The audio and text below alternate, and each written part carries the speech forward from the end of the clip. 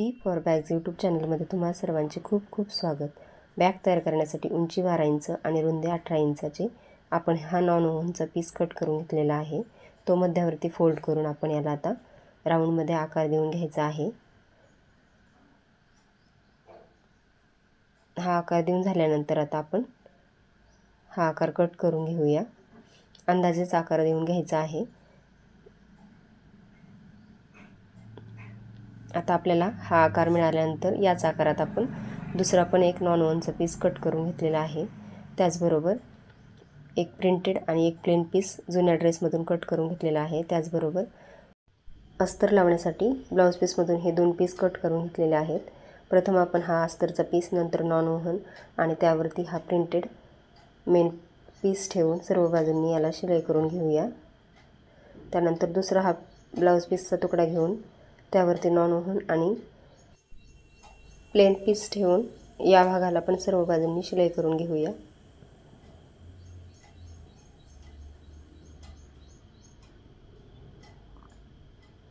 आता या दोन्ही भागांना आपण शिलाई करून घेतलेली आहे. खाली अस्तरमध्ये नॉन ओव्हन आणि वरती मेन कापड. आता ही 2 इंच रुंदीची तिरकस पट्टी कट करून घेतलेली आहे. ती आता अस्तरच्या बाजूने अशा प्रकारे ठेवून याला सर्व बाजूंनी जोडून घ्यायची आहे. पट्टी तिरकसच घ्यायची आहे, त्यामुळे आपल्याला कर्व आकारात ते व्यवस्थित जोडता येईल. प्लेन कापडाला प्रिंटेड पट्टी जोडायची आणि प्रिंटेड कापडाला प्लेन पट्टी जोडून घ्यायची आहे. अस्तरच्या बाजूने ठेवून आपण ही पट्टी जोडून घेतलेली आहे. आणि पट्टी जर आपली व्यवस्थित आकार येत नसेल तर वरच्या भागाला राऊंडमधल्या थोडा थोडा कट लावून घ्यायचा आहे फोल्ड करताना पट्टी. आता ही पट्टी आतमध्ये अशी फोल्ड करून यावरती आपण शिलाई करून घेऊया.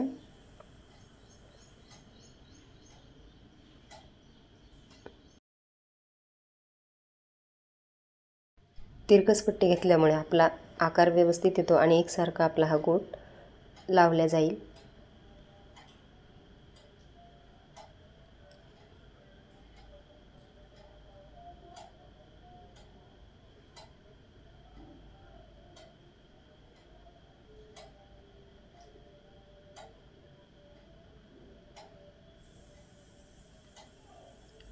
दोन्ही बाजूंना आपले आता हे गोट लावून झालेले आहेत.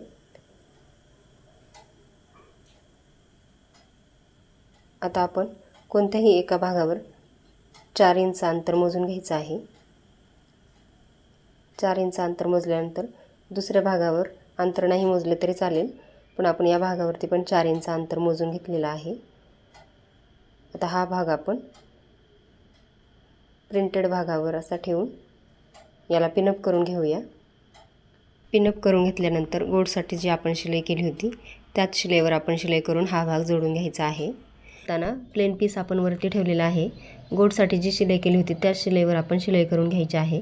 आता ही शिलाई करून झाल्यानंतर आता आपण हा भाग पलटवून घेतल्यानंतर अगोदरच आपण प्लेन पीस ठेवायचा आहे. जी आपली शिलाई आलेली आहे त्या शिलाईबरोबर हा पीस ठेवायचा आहे आणि त्यानंतर हा दुसरा प्रिंटेड पीस बरोबर खालच्या प्रिंटेड पीसच्या रेषेता येईल असा ठेवून घ्यायचा आहे.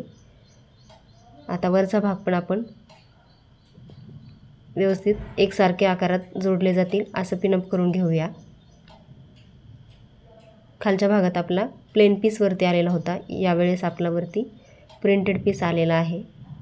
आता वरती या भागावर आपण शिलाई करून घेऊया.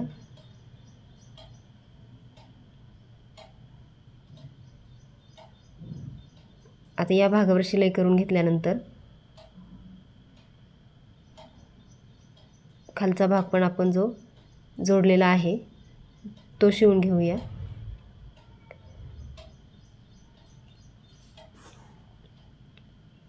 आणि बॅग आपली आता उलट करून घेऊया. आता आपण बॉटमचा भाग तयार करणार आहोत. त्यासाठी आपण आता बॉटमची आपल्याला रुंदी 3 इंच ठेवायची आहे, त्यामुळे आपण 1.5 इंच रुंदीचं वरती अंतर साईडने मोजून घ्यायचं आहे.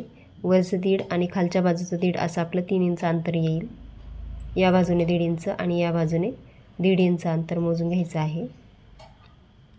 त्यानंतर आपण आता लांबी काढणार आहोत. त्यासाठी या 1.5 इंचाच्या मधलं अंतर आपण मोजून घ्यायचं आहे. ते अंतर आपलं 11.5 इंच आलेलं आहे.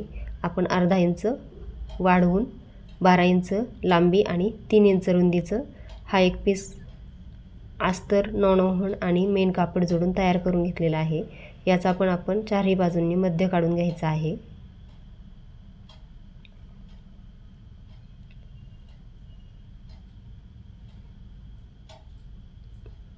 आणि मध्य काढून घेतल्यानंतर बॅगच्या चारही भागांचा पण आपण मध्य काढायचा आहे. साईडच्या 2 आणि मधलं अंतर मोजून घ्यायचं आहे. ते अंतर आपलं 14 इंच आलेलं आहे. मध्ये 7 इंचावरती आपण आता खूण करून घेऊया, म्हणजे बॅगचा आपला मध्य निघालेला आहे. आणि मध्याला मध्य जोडून आपण हा भाग पिनअप करून घेऊ.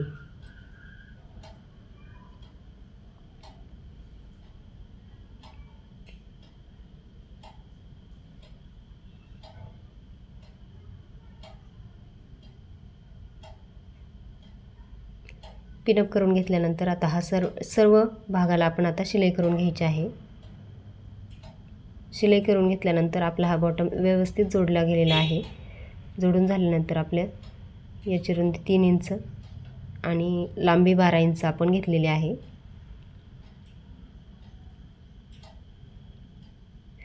आता ही बॅग आपण सुलट करून घेऊया.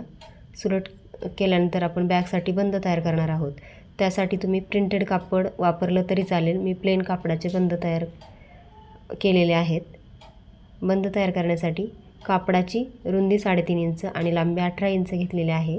नॉन-ओव्हनची रुंदी 1 इंच आणि लांबी 18 इंच घेतलेली आहे. अशा प्रकारे मध्ये नॉन-ओव्हन ठेवून साईडने 2दा फोल्ड करून आपण हे बंद दोन्ही बाजूंनी शिवून तयार करून घ्यायचे आहेत.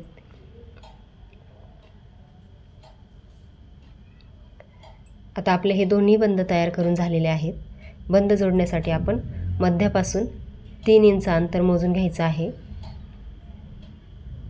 दोन्ही बाजूंना 3 इंच अंतर मोजून घेतल्यानंतर हा बंद अर्धा इंच आतमध्ये फोल्ड करायचा आणि खालच्या बाजूने आपण जी खूण केली होती त्या भागाच्या वरती हे दोन्ही बंद जोडून घ्यायचे आहेत.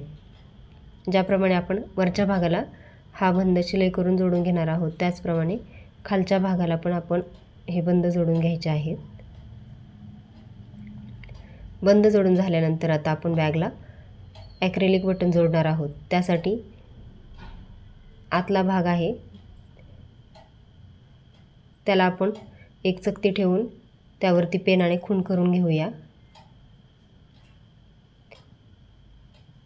आणि याच खुणेच्या मापानुसार आपण खालच्या बाजूवर पण अशीच खूण करून घेऊया.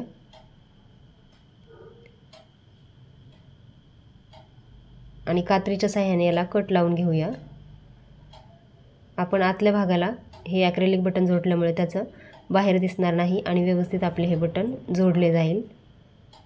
आणि बॅगला अस्तर, नॉन-ओव्हन आणि मेन कापड असल्यामुळे खूपच जाड ही बॅग तयार झालेली आहे, एकदम भक्कम आणि दणकट.